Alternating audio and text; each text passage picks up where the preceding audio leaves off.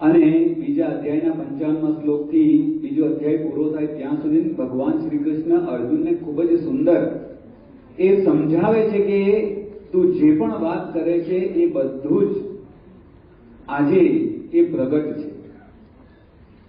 અને એમાંનો બીજા અધ્યાયનો જે આ શ્લોક આપણે જોઈએ છીએ, દુઃખેષ્વનુદ્વિગ્ન મનાઃ સુખેષુ વિગત સ્પૃહઃ વીતરાગ ભય ક્રોધ સ્થિતધીર્મુનિરુચ્યતે.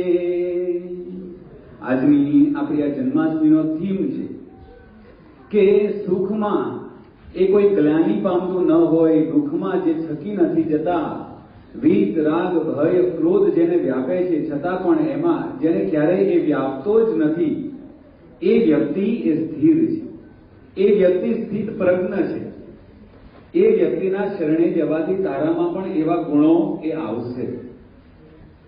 તો ભગવાન શ્રી કૃષ્ણએ જે વાત કરી એમાં ત્રીજી વાત કરી કે વીત રાગ ભય ક્રોધ સ્થિત ધીર્મુનિરુચ્યતે, કે જેનામાં એ રાગ નથી, જેનામાં ભય નથી, જેનામાં ક્રોધ નથી, એ જે વ્યક્તિ છે એ સ્થિત પ્રજ્ઞ છે, સ્થિર છે.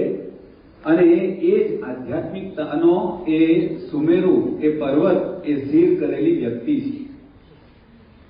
ત્રણ મુદ્દાની જે વાત કરી એની પહેલા બે આપણે દુઃખ અને સુખની વાત સમજ્યા. અહીંયા પણ ભગવાન એ જ વાત કરે કે રાગ ભય અને ક્રોધ, વીત રાગ, કે જે રાગ વિનાના છે, જેને આસક્તિ નથી. રાગ એટલે આસક્તિ. ચિંતકે કીધું છે કે આસક્તિ આ શક્તિ है लेकिन जा नहीं सकती. એક વાર એ પિઝાની આસક્તિ આવી ગઈ અને એમાં સ્પેશિયલ ફ્લેવર, પછી એ પિઝા મુકાયા હોય અને એ સ્પેશિયલ પિઝામાં પણ એનું સિલેક્શન થાય કે ભાઈ આ હજી આ ફ્લેવર આવી નથી, એ ફ્લેવર આવે પછી આપણે સ્ટાર્ટર આપણું ચાલુ કરીએ. आसक्ति आ सकती है लेकिन जा नहीं सकती. ભગવાન આપણને એ જ કહે છે. અર્જુનની પણ આસક્તિ જે વાત કરી કે અર્જુન જ્યારે યુદ્ધ લડવા ગયો અને એ વખતે એને કૃષ્ણ ભગવાનને ખૂબ સુંદર રીતે એ કીધું કે સેનયોર ઉભયોર મધ્ય રથમ સ્થાપય મેચ્યુત, કે હે ભગવાન રથ મારો એ સેનાની મધ્યમાં સ્થાપો, કે મારે કોની સાથે લડવું છે, મારે કોને મારવા છે હું જોઈ લઉં. આમ જોશમાં, કારણ કે ભગવાન એની સાથે હતા. પણ જેવો રથ એ સ્થાપક મૂક્યો અને ત્યાં જ એને જોયું કે કાકા, મામા, ભત્રીજા ને બધા ભાણા ને બધું આખી લાઈન લંગર દોરું જે આપણે કહીએ ને એ બધું જોયું અને એને થયું કે આ બધાને મારે મારવાના. આસક્તિ આ શક્તિ છે. પણ આવા સાચા સત્પુરુષ મળે તો એ આસક્તિ જાવી શકતી. અર્જુનને કૃષ્ણ ભગવાન એ સમજાવે છે કે તું આજે યુદ્ધ કરે છે એ યુદ્ધ એ ધર્મ યુદ્ધ છે. એ ધર્મ યુદ્ધમાં આ તારા કોઈ સગા એ નથી. અનંત જન્મો થઈ ગયા, તું ઘણાનો એ બાપ બન્યો છું, ઘણાનો દીકરો બનેલો છું, ઘણાનો પત્ની પણ બનેલો છે, પતિ પણ બનેલો છું. તને આ જન્મની ખબર છે, તારા કેટલા જન્મ થઈ ગયા એનું તને કઈ જ એ ખબર એ નથી. અને એ વખતે અર્જુનને કૃષ્ણ ભગવાન જે અસ્થિત પ્રજ્ઞતાની વાત કરે છે, એમાં વીત રાગ રહેવાની વાત કરે છે કે અર્જુન તું આ આસક્તિથી રહિત થા. જન્માષ્ટમીનો ઉત્સવ આપણને એ કહે છે કે સંસારમાં ભગવાને આપણને મનુષ્ય દેહ આપ્યો છે, સંસાર વ્યવહાર લઈને આપણે બેઠા છીએ, પણ સંસારની જે આસક્તિ છે એને મૂકી અને ભગવાનની આસક્તિ એ કરવાની છે. જે અર્જુનને કૃષ્ણ ભગવાને એ વાત કરી કે અર્જુનને છેલ્લે આપણે જાણીએ છીએ કે બધી જ સમજણથી થઈ, બીજો અધ્યાય પૂરો થયો અને 18મા અધ્યાય સુધી પહોંચ્યા અને એ વખતે અર્જુને કીધું કે કરીશ્યે વચનમ તવ, કે હવે ભગવાન મારી આ જે ગ્રંથિ છે, લઘુતા ગ્રંથિ મારી એ દૂર થઈ છે, હવે આપ જે આજ્ઞા કરશો એ મારે એ કરવું છે. Two air is human. મહારાજે પણ પ્રથમના ગઢડા સેક્શન 138માં વાત કરી છે કે જેમ તિલે કરીને ફૂલે કરીને તિલ વસાય છે, એમ જગતની વાસનાએ કરીને આપણું મન છે એ વસાણું છે. કારણ કે અનંત જન્મોથી આપણે આ જગતમાં આવ્યા કરીએ છીએ અને અનંત જન્મોથી આપણા એ એટેચમેન્ટ એ થયા કરે છે. એને લઈને ફૂલે કરીને દિલ વસાય એટલે પહેલાના જમાનામાં અત્યારે જે આપણે પરફ્યુમ્સ ને બધા કરીએ પહેલા એને અત્તર કહેતા, અને એ અત્તર કેવી રીતના થતું કે જો મોગરાનું કરવું હોય તો મોગરાના ફ્લાવર્સ એ બધા મૂક્યા હોય, એની ઉપર તલ એનું એક લેયર કરે, ફરી પાછું એની ઉપર મોગરાના પુષ્પ મૂકેલા હોય, એની પર ફરી પાછા એક તલનું લેયર મૂકેલું હોય, અને પછી એની ઉપર એકદમ ફૂલ વજન મૂકે, અને એ વજનને લઈને મોગરાની જે ફ્લેવર છે એ તલમાં બેસી જાય, અને પછી એ તલને એક ક્રશ કરવામાં આવે, એનું તેલ કાઢવામાં આવે, એ મોગરાનું અત્તર. એ એકવાર એ તલમાં ગયું પછી ક્યારેય નીકળે નહીં, અને જૂના જમાનામાં પછી આમ કોટનમાં એ થોડુંક અત્તર એક ડોટ લીધું હોય અને અહીંયા આમ મૂકી રાખે અને એટલી સ્મેલ આવે નેચરલ.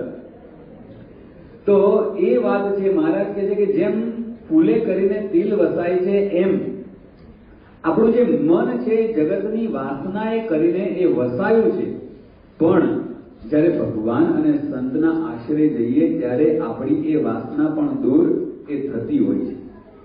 અને જે થીમમાં આપણે એ જોયું કે એના આદર્શ છે, રોલ મોડેલ છે આપણા સત્પુરુષ, જે આજે પણ પૃથ્વી ઉપર એ આપણા માટે એક રોલ મોડેલ, આપણા માટે એ જીવંત રોલ મોડેલ છે.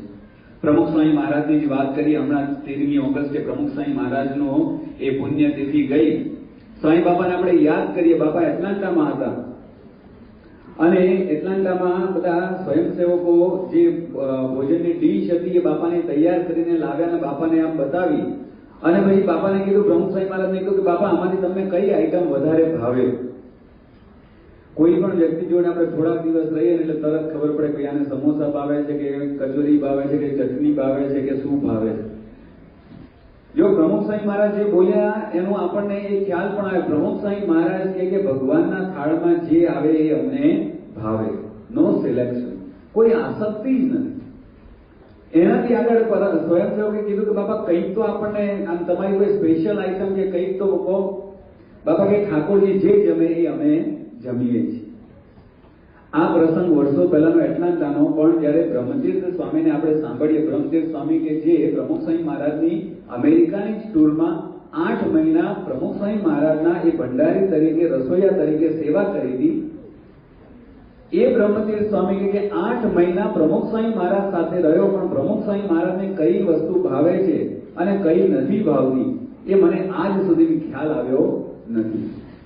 સત્પુરુષ એ ક્યારેય દેખાડો કરતા એ નથી, એની વાત એ બીજાને પ્રેરણા મળે એવી હોય છે. પ્રમુખ સ્વામી મહારાજ 1995માં લંડન પધાર્યા. લંડનમાં આપણે જાણીએ કે મંદિરની એ પ્રતિષ્ઠા હતી, અને એ પ્રતિષ્ઠા વિધિ પૂર્વે એ બધું કેમ્પસ જોવા નીકળ્યા, અને જે સ્વામિનારાયણ હવેલી છે હવેલી જોવા જતા હતા. તો એ પહેલા મેલ્વિન કરીને એક ત્યાં જે ભાઈ કામ કરતો હતો એની સાથે બ્રહ્મવિહારી સ્વામીને ચર્ચા થતી હતી. બ્રહ્મવિહારી સ્વામી બધી એને વાત કરતા હતા. એ દરમિયાન બાપા પસાર થતા હતા, અને પ્રમુખ સ્વામી મહારાજને એને સહેજે સહેજે એકદમ જ પ્રશ્ન પૂછ્યો કે તમે બ્રહ્મચર્ય ક્યારથી પાળો છો? અને બ્રહ્મવિહારી સ્વામીએ કીધું કે 60 વર્ષથી. પ્રમુખ સ્વામી મહારાજે બ્રહ્મવિહારી સ્વામીને ટકોર કરીને કીધું કે એને કહો કે 75 વર્ષથી. 1995નો આ પ્રસંગ, પ્રમુખ સ્વામી મહારાજની ઉંમર એ વખતે 75 વર્ષની હતી. જન્મ્યા ત્યારથી એ અનાસક્ત રહ્યા છે, એને કોઈ જ આસક્તિ એ નથી.